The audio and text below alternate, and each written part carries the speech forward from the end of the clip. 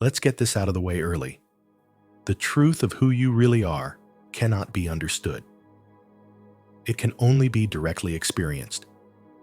Not once, not someday, but right now.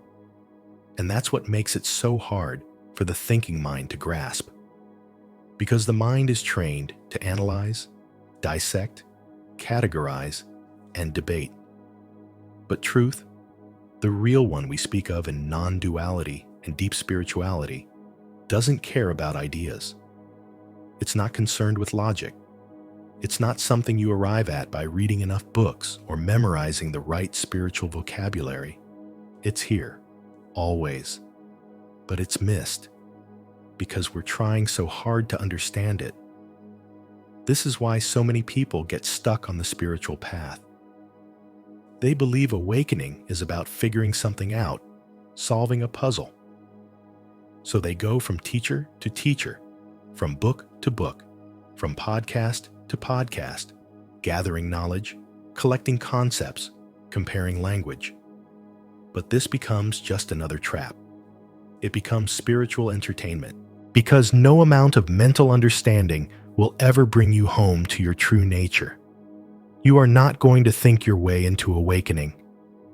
That's not how this works. In fact, the more you think, the further you drift from what's actually present. That presence, pure being, silent awareness, isn't hiding. It's just overlooked. Why? Because it's too simple, too obvious. It's the very one looking. And here's where the real confusion begins. Language. Language is inherently dualistic. Every word divides. When you say light, you automatically create the concept of dark. When you say me, you also imply you. When you say God, you imply something that is not God. This is why describing spiritual truth in words always creates tension. It always leaves something out. Because truth is not two. It's not this or that. It's not presence versus absence. It's not form versus emptiness. It's the totality. It's the silent background out of which all of it arises. So when someone tries to define the self, the mind immediately reacts. What do you mean there's no self? Or, isn't that nihilism? Or, are we just blobs of nothing? The mind starts to panic because it can't control what it can't define. This is where debates begin. Endless online arguments about terminology. Should we call it awareness or consciousness? Is it personal or impersonal? Is awakening sudden or gradual? What's the right way to describe ego death? Is God real? Is there free will? All of these questions come from the same place. The mind trying to own what it cannot possess. But truth is not in the words. Truth is the presence that exists before words. It's not about calling it the right name. It's not about winning the debate. All of that just feeds the ego.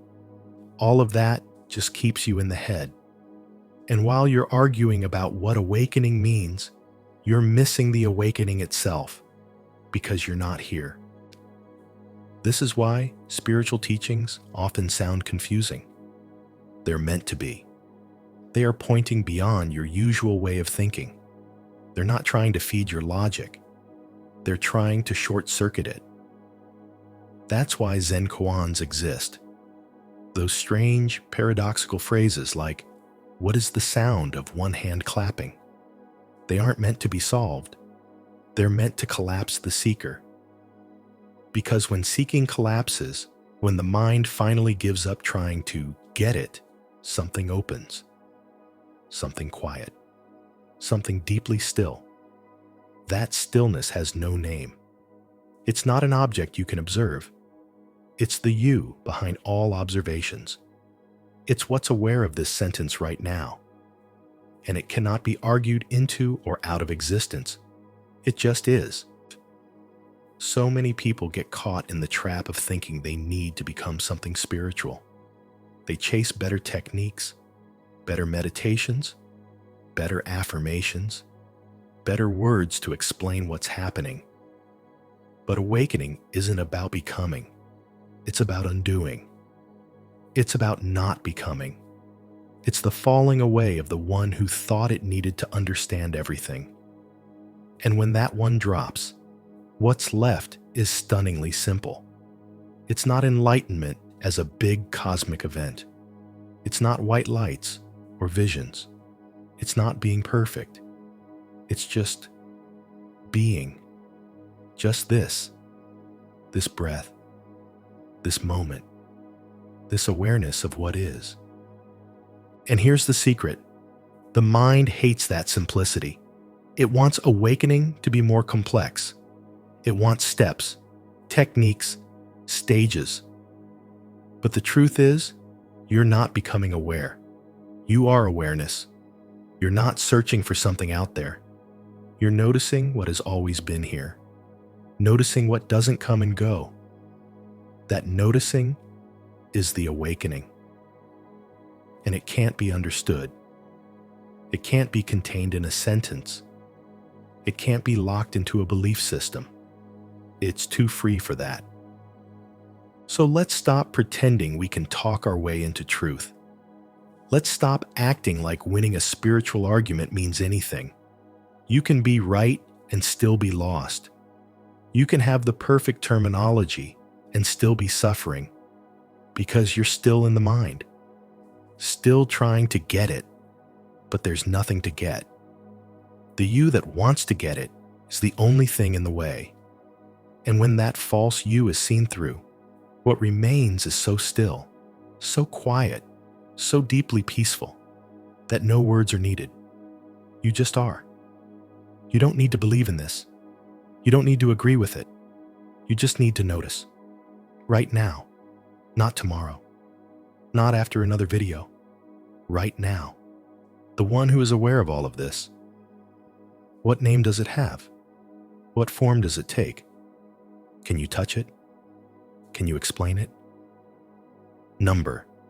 But it's here. And it's you. The real you. That's why this message isn't meant to be understood.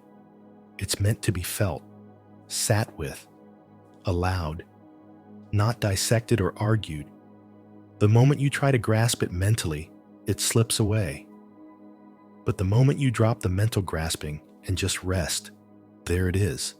So obvious, it almost feels like nothing. But that nothing is the foundation of everything. So in the end, stop running in circles trying to explain truth. Stop chasing teachers. Stop debating language. Stop comparing your experience to others. Instead, just sit, breathe, listen, watch, and fall into the silence that has been holding you all along. The silence that doesn't need to speak. The being that doesn't need to become. The presence that never left. Because that presence is who you really are. And you don't have to understand it. You just have to be it. Thank you for watching and sitting with this message. In a world full of noise, opinions, and endless searching, the fact that you took the time to listen and go within means more than words can express. This journey, this return to your true self, isn't always easy, but it's the most important path you'll ever walk. If you feel called to go deeper, I invite you to explore my book, Awaken Your Spiritual Power, now available on Amazon. It's not just a book of information.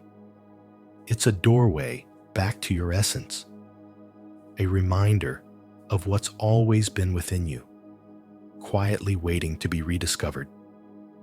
Whether you're just beginning or deep into your awakening, this book is written to meet you right where you are.